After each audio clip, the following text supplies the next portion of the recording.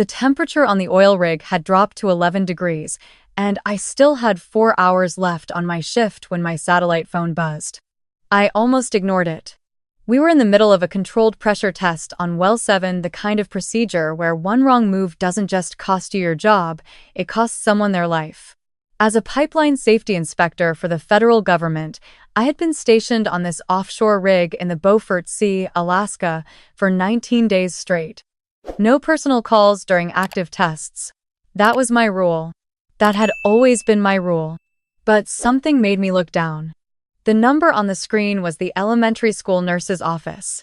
My hands went cold in a way that had nothing to do with the Arctic wind. I handed my clipboard to my colleague without a word and walked to the far end of the platform, pressing the phone hard against my ear. "This is Elena Marsh," I said. "You called about my son?" The woman on the other end paused for just a second too long.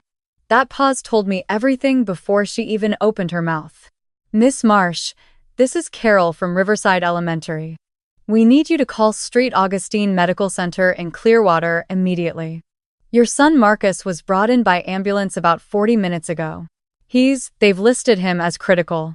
I don't remember exactly what I said next. I think I asked what happened.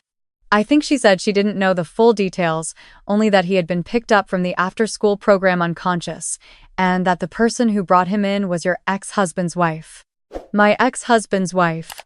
I want to stop right here because I know how confusing these family relationships can get, and I refuse to let that be the reason this story loses you. So let me be clear from the start. Marcus is my 8-year-old son. His father is my ex-husband, Daniel.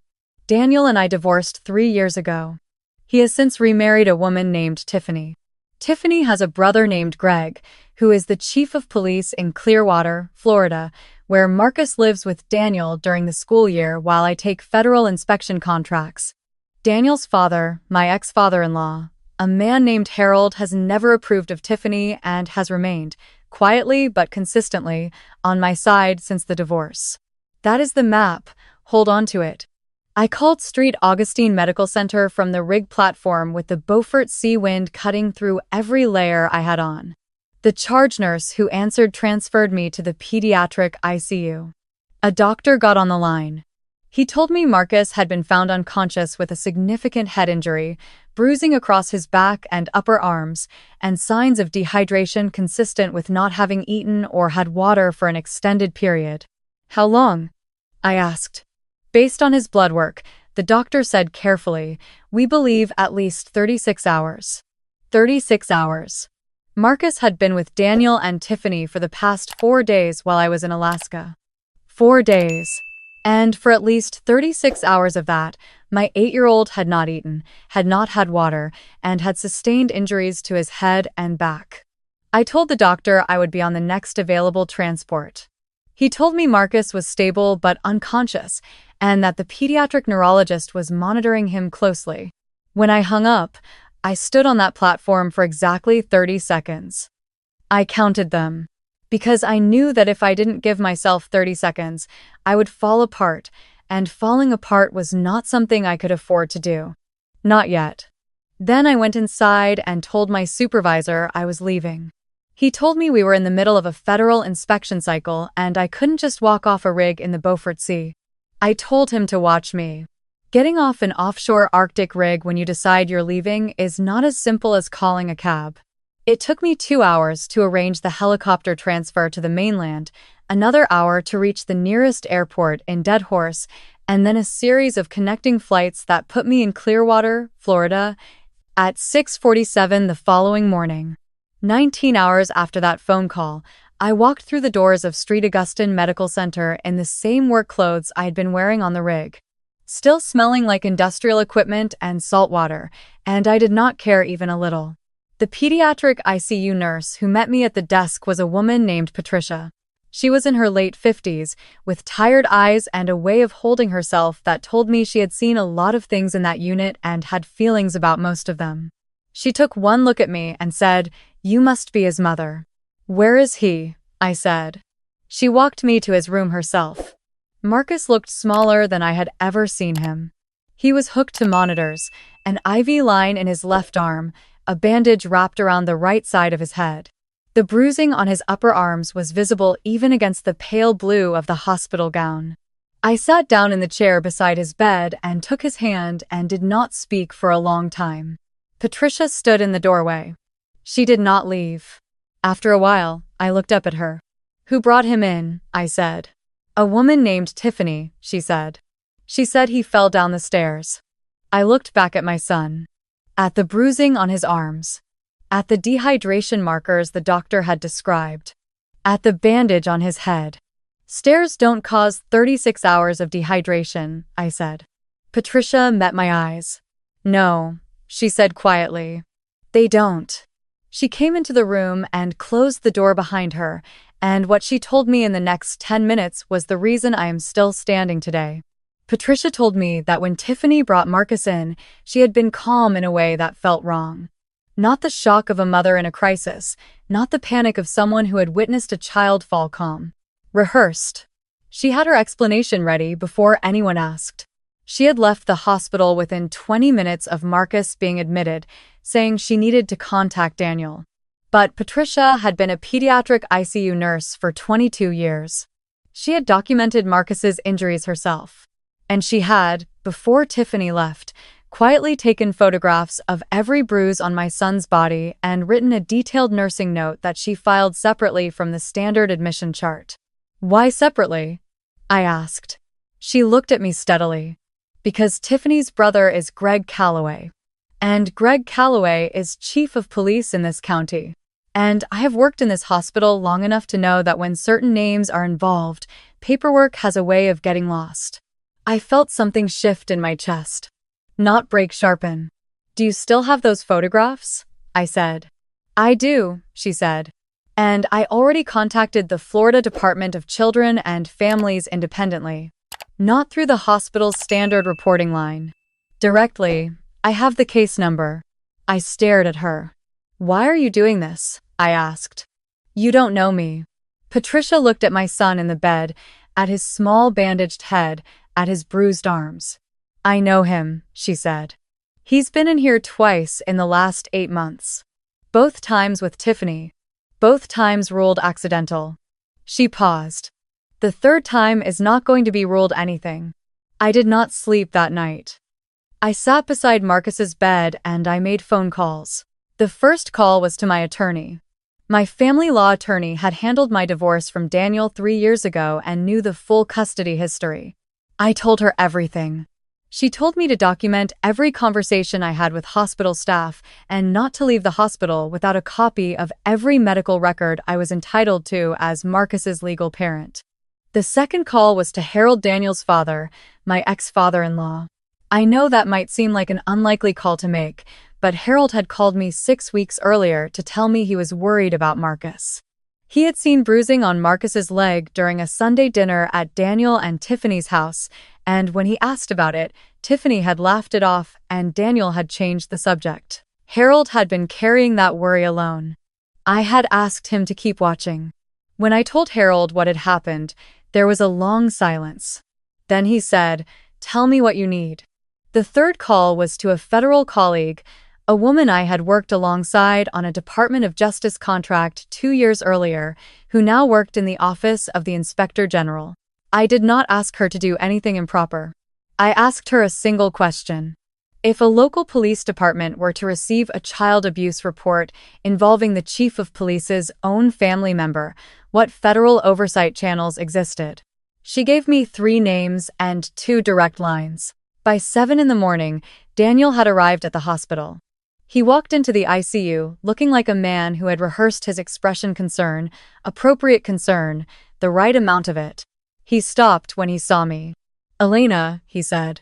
"I didn't know you were already here." "Where is she?" I said. He blinked.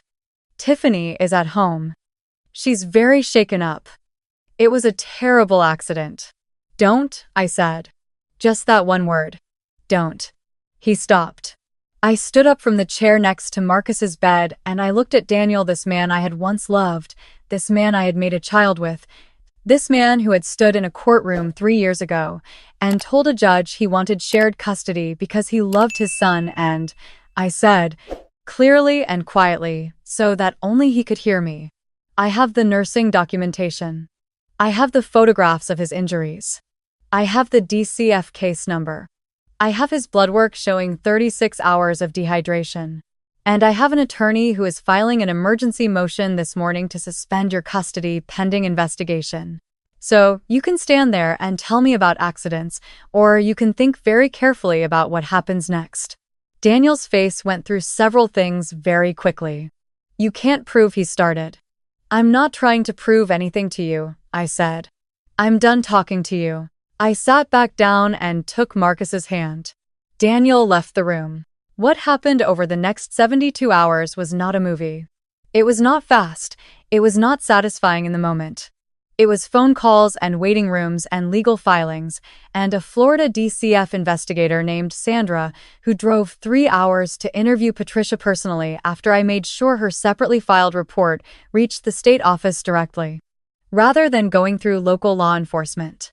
It was Harold sitting in the hospital hallway for 2 full days, refusing to leave, quietly providing statements to Sandra about what he had witnessed over the past several months: the bruising, the way Marcus had become quieter, the way Tiffany spoke to the boy when Daniel wasn't in the room. It was my attorney presenting an emergency motion to the family court judge, supported by Patricia's documentation, the DCF report, and Marcus's full medical records from all 3 hospital visits over the past 8 months, showing a pattern the original reports had individually dismissed, but which, laid side by side, told a story no reasonable person could call accidental. And it was Marcus, on the second morning, opening his eyes. He looked at me. He didn't say anything right away. He just looked at me for a long time, the way children do when they have been through something they don't have words for yet. Then he said, "You came home."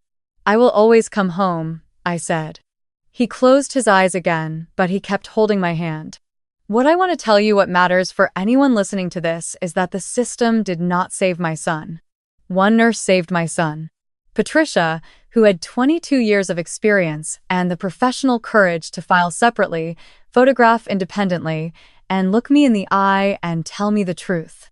Without her, Marcus's 3rd hospitalization would have been logged as another accident in a file that Greg Calloway's department would have quietly closed.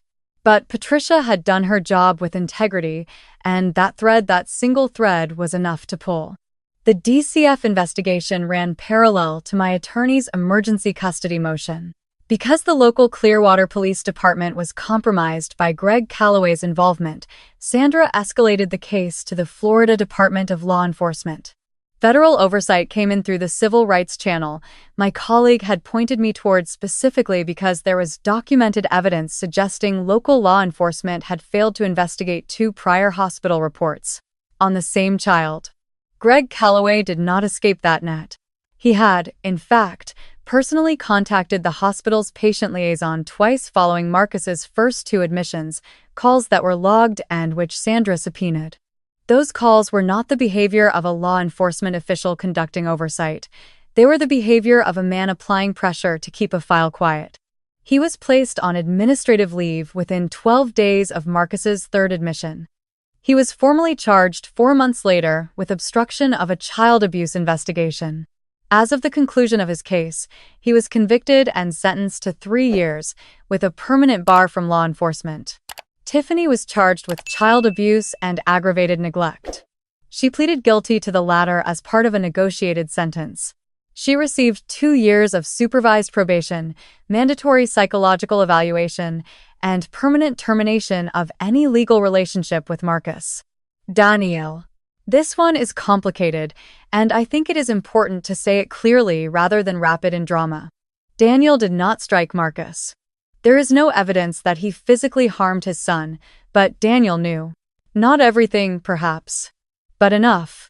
He had seen the bruising on Marcus's leg that Harold had also seen. He had heard the explanations and chosen to believe them because believing them was easier than the alternative. The family court judge suspended Daniel's custody immediately upon the emergency motion. The suspension became permanent following the criminal proceedings. Daniel retained the right to petition for supervised visitation after a minimum of 18 months of documented counseling. A provision I did not contest. Because I am not interested in erasing Marcus's father from his life. I am interested in Marcus being safe. That distinction matters to me. I want to be honest about something else, too. People sometimes hear stories like this and they think the person telling it was fearless. That I walked into that hospital like someone who had it together, who had a plan, who was never for 1 second in danger of breaking. That is not what happened. I cried in a hospital bathroom on the second night while Marcus was sleeping. I sat on the floor with my back against the door, and I cried for about 10 minutes, ugly, ugly crying, the kind that comes from a place so deep you didn't know it was there. I cried because my son had been suffering and I had been 6,000 miles away on a frozen rig testing pipeline pressure. I cried because 2 hospitals had logged his injuries and nothing had happened. I cried because without Patricia, I might have arrived to an apology and a closed file. And then I washed my face, and I went back out. I am not telling you this because I want credit for getting back up. I am telling you because I think people need to hear that you can fall apart in a bathroom for 10 minutes and still burn the whole system down on your way back out the door. Marcus has been in therapy for 8 months now. He is doing well. He is not fully the same child he was before. I don't know if he will ever be exactly that child again, and I have made peace with the fact that this experience has left marks on him I cannot see. But he laughs. He goes to school. He has a best friend named Tommy who comes over on Saturdays, and they build things out of Lego and argue about which superhero would win in various hypothetical fights, and watching them do that is the closest I have ever come to understanding the word relief. I took a ground-based contract after this. I am not on offshore rigs anymore. That was my choice, and I made it without grief. Harold still has Sunday dinner with us sometimes. Not with Daniel, with Marcus and me.